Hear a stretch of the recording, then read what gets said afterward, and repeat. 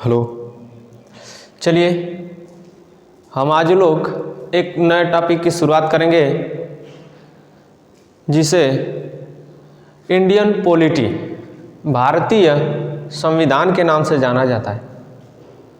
वैसे तो संविधान को इंग्लिश में कहते हैं कॉन्स्टिट्यूशन। क्या कहते हैं? कॉन्स्टिट्यूशन। लेकिन हम लोग जो अध्ययन करते हैं, जो पढ़ते हैं, सीखते हैं, उसके बारे में देखेंगे।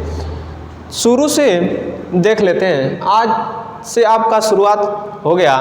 प्रतिदिन आपको अगला टॉपिक, अगले दिन अगला टॉपिक, अगले दिन अगला टॉपिक मिलता रहेगा। चलिए देख लेते हैं। शुरू करते हैं। इंडियन कॉन्स्टिट्यूशन, भारतीय संविधान। दोस्तों आज आपका टॉपिक रहेगा संविधान का। क्या रहेगा? संविधान का टॉपिक रहेगा। इस टॉपिक का नाम रहेगा संविधान। ठीक है। संविधान को यदि तोड़ देंगे हम लोग, दो भाग में यदि संविधान को तोड़ देंगे तो टूट जाएगा कितने भाग में? दो भाग में। देखिए कौन कौन सा टूटेगा। संविधान को तोड़ेंगे तो दो भाग में टूटेगा। पहला वाला बनेगा सम प्लस विधान। सम प्लस विधान क्या बनेगा? सम प्लस विधान। इतना करने के बाद आपका बन जाएगा संविधान। कभी कभी आपको हिंदी में प्रत्यय में मिल सकता है कि संविधान में कौन सा प्रत्यय है, संविधान में कौन सा प्रत्यय। तो दोस्तों आपको बताना चाहता हूं संविधान शब्द में, संविधान में कौन सा उपसर्ग है। संविधान में कौन सा उपसर्ग है? संविधान में मेरे दोस्तों सम उपसर्ग है। कौन उपसर्ग? सम उपसर्ग में विधान शब्द जोड़ेंगे तो बन जाएगा संविधान। क्या बनेगा? संविधान। देखिए सम का अर्थ है समान। सम का अर्थ क्या है दोस्तों? समान। देख लेते हैं। सम का अर्थ है समान और विधान का अर्थ है कानून। विधान का अर्थ क्या है? कानून या विधि। विधान का अर्थ है कानून या विधि। अर्थात जहां पर या जिस क्षेत्र में या जिस राज्य में समान क्या हो? कानून हो या विधि हो। सबके लिए जहां पर कानून या विधि समान हो उसे क्या कहते हैं? संविधान कहते हैं। क्या कहते हैं? संविधान। देखिए संविधान शब्द कितने शब्द से मिलकर बना है? दो। पहला वाला सम, दूसरा वाला विधान। सम का अर्थ क्या है? समान। विधान का अर्थ क्या है? विधि या कानून। विधान का अर्थ क्या है? विधि या कानून। अर्थात जहां पर सबके लिए या जिस क्षेत्र में सबके लिए कानून एक समान हो उसे संविधान कहते हैं। उसे क्या कहते हैं? संविधान। संविधान की परिभाषा देख लेते हैं। ठीक है। संविधान की परिभाषा। संविधान की परिभाषा आप लोग लिख लीजिएगा कि संविधान एक वैधानिक दस्तावेज है। संविधान एक वैधानिक दस्तावेज है। संविधान एक वैधानिक दस्तावेज है जिसमें किसी भी क्षेत्र या राज्य, किसी भी क्षेत्र या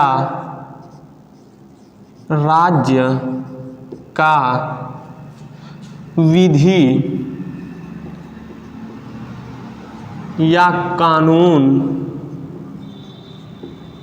निहित होता है, निहित होता है।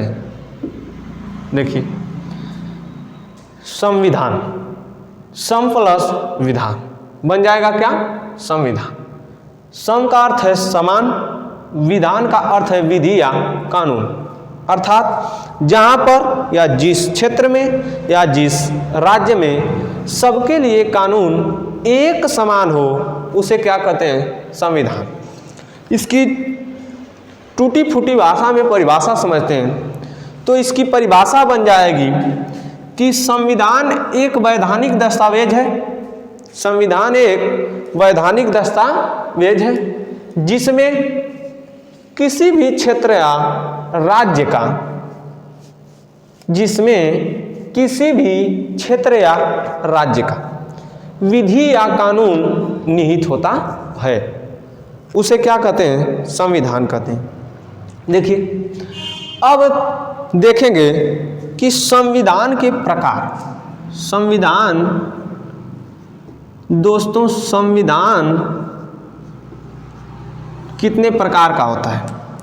तो संविधान मुख्यतः या मुख्य रूप से दो प्रकार का। कितने प्रकार का? दो प्रकार। पहला वाला लिखित संविधान, दूसरा वाला अलिखित संविधान।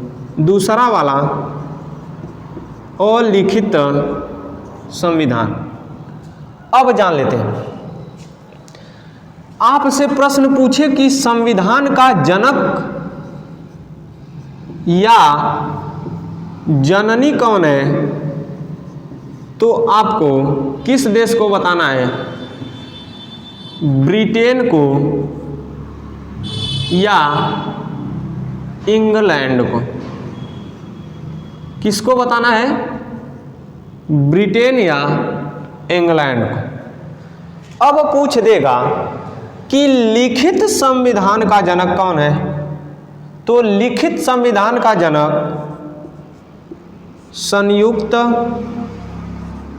राज्य अमेरिका। लिखित संविधान का जनक कौन है? संयुक्त राज्य अमेरिका। अगला देखिए, अलिखित संविधान का जनक कौन है? तो अलिखित संविधान का जनक है इंग्लैंड या ब्रिटेन। अलिखित संविधान का जनक कौन है? इंग्लैंड या ब्रिटेन। शुरू से एक बार देख लेते हैं। संविधान का संधि विच्छेद करेंगे या तोड़ेंगे तो दो शब्दों में तोड़ेंगे। पहले का अर्थ है सम, दूसरे का अर्थ है विधान। सम का अर्थ होता है समान, विधान का अर्थ होता है विधि या कानून।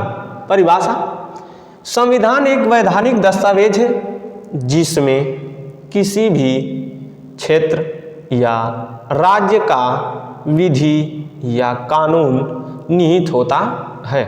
आगे देखिए, संविधान के जनक कौन है? तो संविधान का जनक या जननी किस देश को कहा जाता है? तो संविधान का जनक या जननी कौन सा देश? ब्रिटेन या इंग्लैंड। कौन सा देश? ब्रिटेन या इंग्लैंड। आगे देखिए, संविधान कितने प्रकार का होता है? तो संविधान दो प्रकार का। कितने प्रकार? दो प्रकार। पहला वाला लिखित, दूसरा वाला अलिखित। हो गया। लिखित संविधान का जनक कौन है? संयुक्त राज्य अमेरिका। अलिखित संविधान का जनक कौन है? इंग्लैंड या ब्रिटेन। कोई दिक्कत ना।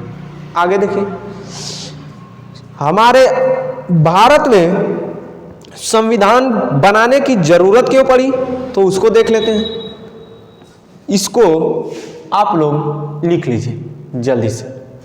मिटाने जा रहे हैं, आप लोगों को एक बार रिवीजन करा देते हैं। देखिए, संविधान को तोड़ेंगे कितने शब्द में? दो। पहला वाला सम, दूसरा वाला विधान।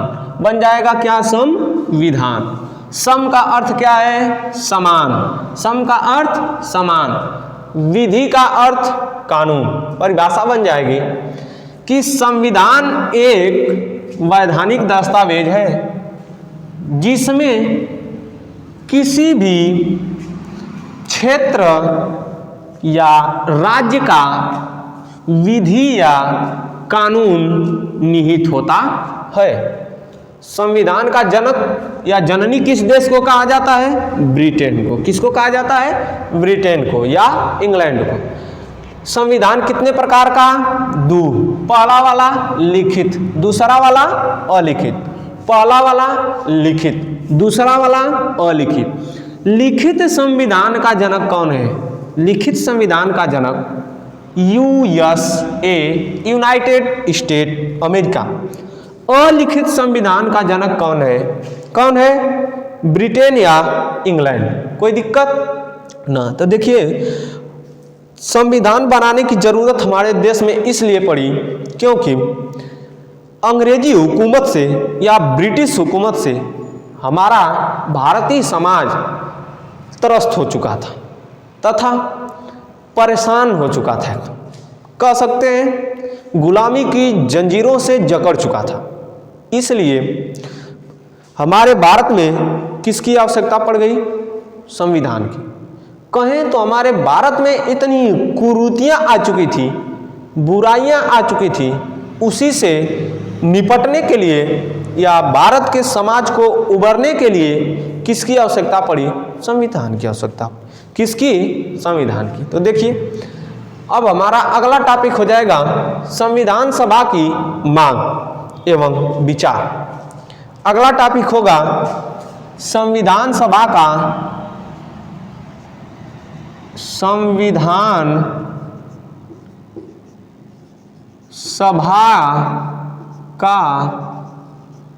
मांग एवं विचार।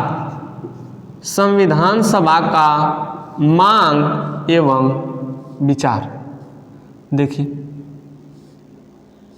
संविधान सभा का मांग एवं विचार। तो संविधान सभा का सबसे पहले विचार किसने लाया? तो देखिए, संविधान सभा का विचार किसी ने सबसे पहले लाया तो कौन लाया? M.N. राय ने लाया। किसने लाया? M.N. राय ने लाया। अब दोस्तों कहेंगे आप लोग कि कब लाए? तो 1934 ईस्वी में लाए। कब लाए? 1934 ईस्वी में लाए। आगे देखिए, कहेंगे कि ये क्या थे? तो भैया वाम पंथ के नेता थे। कह सकते हैं ये कैसे नेता थे? वामपंथी नेता थे। कैसे नेता? वामपंथी नेता थे। आगे देखिए, संविधान सभा का विचार किसके मन में सबसे पहले आया दोस्तों? M.N. राय के मन में आया। कहेगा कि संविधान सभा का विचार सबसे पहले किसने लाया या किसके मन में आया या किसने लाने का काम किया? तो आपको किसको बताना है? M.N. राय को बताना है। किसको बताना है? M.N. राय को। आगे देखिए, फिर आगे भारतीय राष्ट्रीय कांग्रेस ने, किसने? भारतीय राष्ट्रीय कांग्रेस। भारतीय राष्ट्रीय कांग्रेस ने संविधान सभा की क्या कर दी? मांग कर दी। इसने तो केवल विचार लाया। किसने? M.N. राय ने केवल क्या लाया? विचार। लेकिन भारतीय राष्ट्रीय कांग्रेस ने संविधान सभा की क्या कर दी? मांग कर दी। भारतीय राष्ट्रीय कांग्रेस ने किसका मांग कर दिया? संविधान सभा की। लेकिन कब किया? तो 1935 ईस्वी में की। कौन? संविधान सभा। संविधान सभा का मांग भारतीय राष्ट्रीय कांग्रेस ने भैया कब कर दिया दोस्तों? 1935 ईस्वी में। 1935 ईस्वी में कर दिया। अब कहेंगे कि किस रूप में कर दिया? तो आधिकारिक रूप में मांग कर दिया। आधिकारिक रूप में संविधान सभा का मांग भारतीय राष्ट्रीय कांग्रेस ने किस रूप में किया? आधिकारिक रूप में कर दिया। आगे देखिए, 1938 ईस्वी में। आगे देखते हैं 1938 ईस्वी में किसने पंडित जवाहरलाल नेहरू ने, पंडित जवाहरलाल नेहरू ने क्या किया भैया, संविधान सभा की दोस्तों मांग कर दी है। 1938 ईस्वी में पंडित जवाहरलाल नेहरू ने संविधान सभा की क्या कर दी, मांग कर दी। कहेंगे कि ये कैसे किए, तो इन्होंने वयस्क मताधिकार के रूप में मांग किया, वयस्क मताधिकार के रूप में मांग कर दिया। अर्थात जो वयस्क रहेंगे अपने विचार के द्वारा, चिंतन के द्वारा, चुनाव के द्वारा किसकी या किसका निर्माण करेंगे, तो दोस्तों संविधान सभा का निर्माण करेंगे। किसका निर्माण करेंगे, संविधान सभा का।